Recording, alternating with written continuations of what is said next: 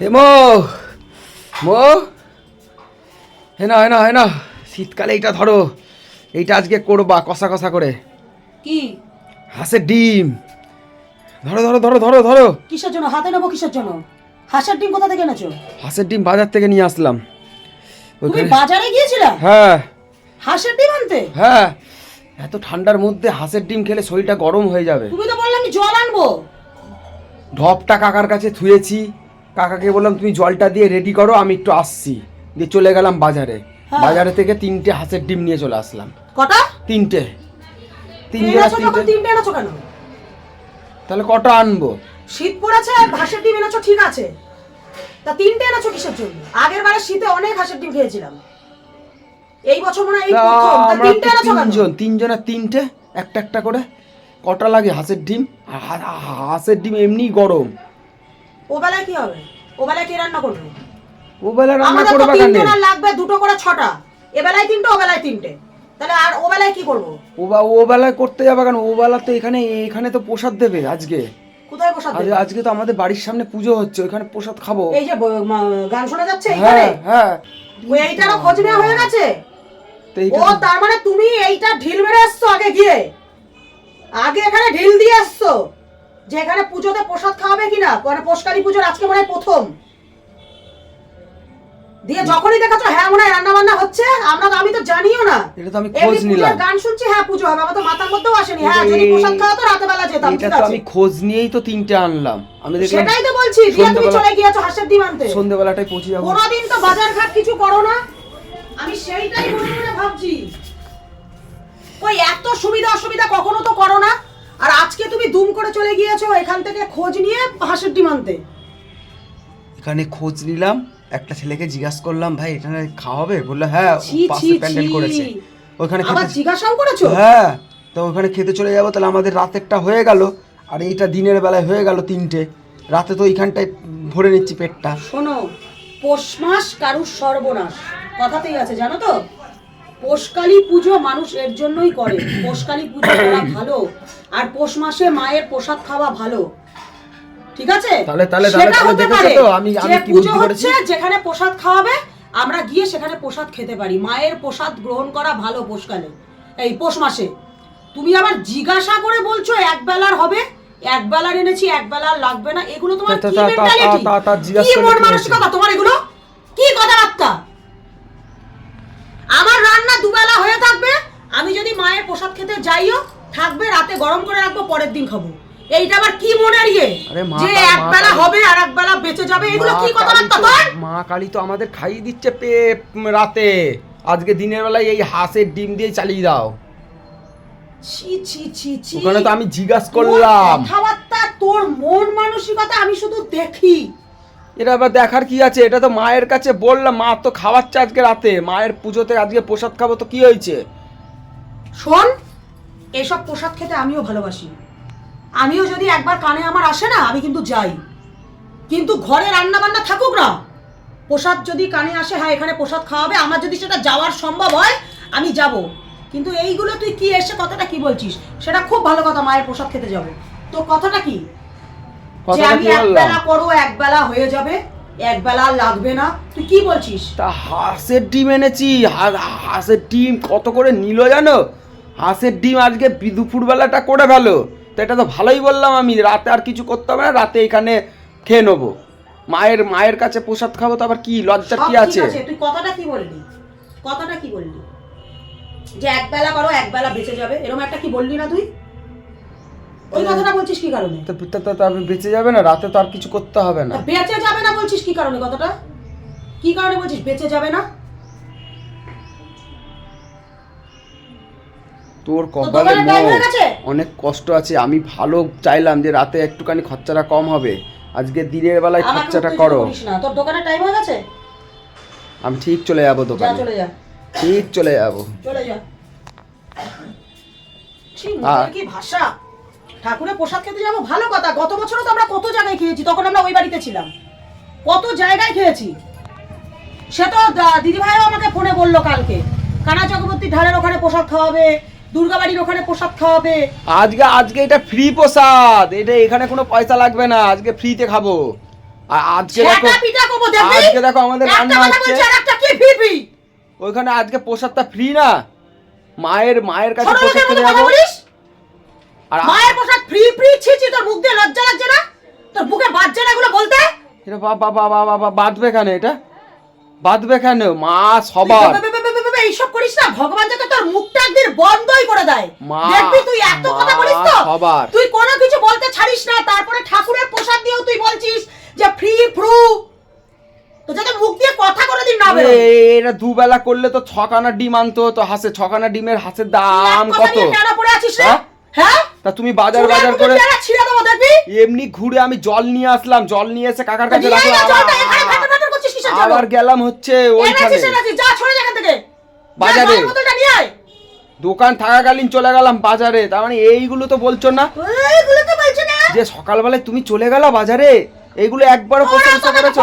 বললো ওইদিকে কত জায়গায় আজকে পূজো প্রসাদ খাওয়াবে, আমি বললাম না কাছে হচ্ছে, যদি এইখানে প্রসাদ খাওয়ায় কাকিমাকে জিজ্ঞাসা করবো। তা আমি তো জিজ্ঞাসা করে আসলাম। না তাহলে আমি আর যাবো না, কারণ এই পাড়ায় খাওয়াবে কি না খাওয়াবে প্রসাদ কাকিমারা জানবে, আমি তো আর ওখানে জিজ্ঞাসা করতে যাবো না। তুই যেমন ছোট লোকের কথা জিজ্ঞাসা করেছিস, তাহলে আমি ওইখানেই চলে যেতাম। জিজ্ঞাসা করেই তো 3টা আরো কমিয়ে দিলাম, 3টে নিয়ে আসলাম। করে তোর সাথে দুপুরবেলা বিকালে 5টার সময় বেরিয়ে যেতাম, ওদের বাড়িতে থেকে রাত্রেবেলা একবারে প্রসাদ খেয়ে বাড়ি চলে আসতাম। তা আমার কাছে যদি করে আমি আর অত দূরে যাবো না। ভালোর জন্য করতে গেলাম, এক ধরনের কথাবার্তা, আর তুই এসে অন্য ধরনের কথাবার্তা বলছিস। ছোট লোক, যা জলটা নিয়ে আয়। ভালোর জন্য করতে গেলাম, আমি পয়সাটা একটু বাঁচালাম। ভালোর জন্য করতে হবে না, পয়সাটা একটু বাঁচালাম। ওই এক তরকারি খাবো, আচ্ছা বাঁচিয়েছিস ঠিক আছে, তোকে এক তরকারি খাবো। এক তরকারি কোথায় আছে?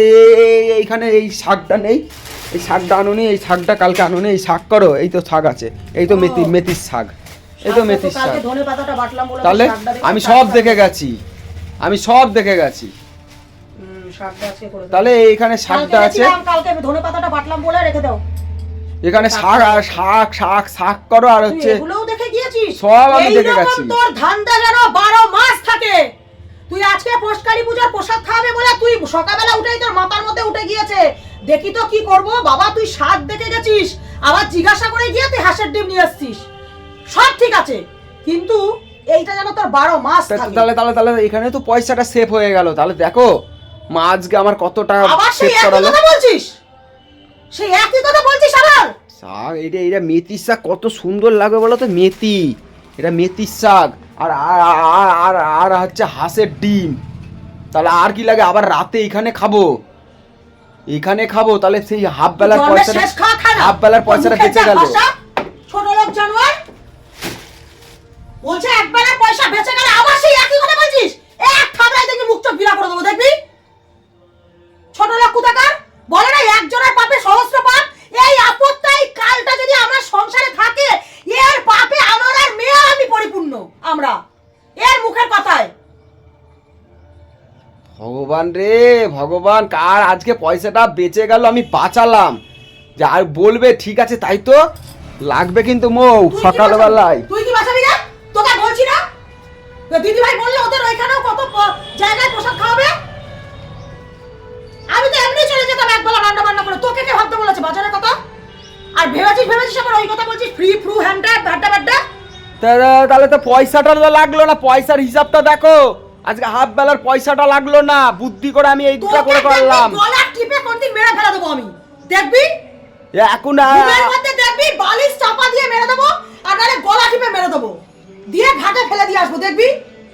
তোর এই মুখের ভাষার জন্য ছোট লোক কোথাকার। ভালো যুগ নেই আজকাল, আমি সেটাই দেখলাম রে ভগবান। আজকাল ভালো যুগ নেই। আমি করতে গেলাম আমি বাড়িতে শুনছি খাচার। তুই বেরো, তুই দয়া করে বেরো, যা বেরো। এই থাবড়া লাগবে কিন্তু, আমি বলছি যা বেরো, আমাকে গায়ে হাত তুলতে বাধ্য করিস না। তোর মুখের কথার জন্য আমার মাথা গরম হয়ে যাচ্ছে। বেরো তুই, যা বেরো। আজকে আমি দুপুরবেলাটা একটু হিসাব করে কাটিয়ে দিলাম যে ঠিক আছে থাক, আজকে আমার রাতের পয়সাটা লাগছে না। লাগবে কিন্তু লাগবে। একই কথা বলে যাচ্ছিস বারবার, একই কথা বলে যাচ্ছিস সেই থেকে। সকালবেলায় শীতের মধ্যে পুরো পাছাটাই দিয়েছে। একই কথা বলে যাচ্ছিস, লাগবে কিন্তু। একই কথা বলে যাচ্ছিস সেই থেকে। পয়সা বেঁচে গেছে ছোট লোকের বাচ্চা। এই তোর মা শিক্ষা দেয়নি? তোদের গোষ্ঠীর কোনো শিক্ষা নেই? পুরো শীতের মধ্যে কেউ মারে কি এরকম বলতে মারে? হয় না বলতে হয় জানিস না জানোয়ার? আমাকে কিন্তু লাগবে কিন্তু, পুরো পাটাই এসে লাগতো রে ভগবান, আমার পা আজকে ছেঁচে যেত আজকে। তোর মাথাটা মুড়ি ঘন্টা করে দেবো দেখবি, মাথা ছেঁচে দেবো ওর একদম। কপালে কিন্তু অনেক কষ্ট আছে মৌ, লাগবে কিন্তু। মার এখান ই থেকে। বাবা রে, পুরো আঙুলটাই একটা মগ লেগেছে। ভেঙে গেছে 6 মাস আগে। বাটি দিয়ে কাজ করছে, বাটি দিয়ে। একটা মগ আনতে পারে না? জানোয়ার! এত জায়গায় ঘোরে, পোস্ট অফিস মোড়ে দোকান আছে, চারিদিকে এত মেলাঘাট ঘুরে বেড়াস। এই মগটাও আমাকে কিনতে হবে, লাগবে কিন্তু মৌ। জুতো পেটা করা কিন্তু একদম কিন্তু কি বলবো, তুমি সরো, আমি দোকান চলে যাই, সরো। ভালো যুগ নেই আজকাল, বুঝে গিয়েছি। এই 2025-এ, আমি ভাবছিলাম কিছু বলবো না। 2025-এ বুঝে গিয়েছি। কিসের 2025 রে? এই তুই 2025-এ পৃথিবী ছেড়ে বিদায় হতো, আমি বেঁচে যাব। বুঝে গিয়েছি 2025-এ ভালো যুগ নেই। বউদের যতই কিছু এনে দাও, বউরা এইবারে বড়টা দিয়ে দেবো দেখ। লাগবে কিন্তু হ্যাঁ, তুই কার সাথে গলাবাজি করছিস? তুই কার সাথে গলাবাজি করছিস?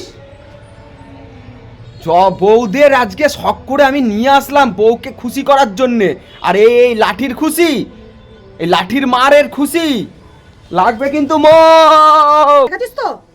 দেখেছিস? মুখ বন্ধ কর। লাগবে। মুখ বন্ধ কর কিন্তু। মুখ বন্ধ, মুখ বন্ধ কর। মুখ বন্ধ। কোথায় ধরেছে মনে হচ্ছে খাড়া, মা কালীর খাড়ার রূপ ধারণ করে নিয়েছে। এ মাগো তুমি শান্ত হও, মাগো তুমি শান্ত হও। ওরে বাবা রে, আজকে আমার হাতে মরবি দেখবি। খাড়ার রূপ ধারণ করে ফেলেছে। তুই বধ হবি আমার হাতে, তোকে বলে দিলাম, তুই দেখিস। আচ্ছা মাগো তুমি শান্ত হও, মা তুমি চণ্ডাল রূপ ধারণ করো না, তুমি ধারণ করো না চণ্ডাল রূপ। মাগো তুমি শান্ত হও মা।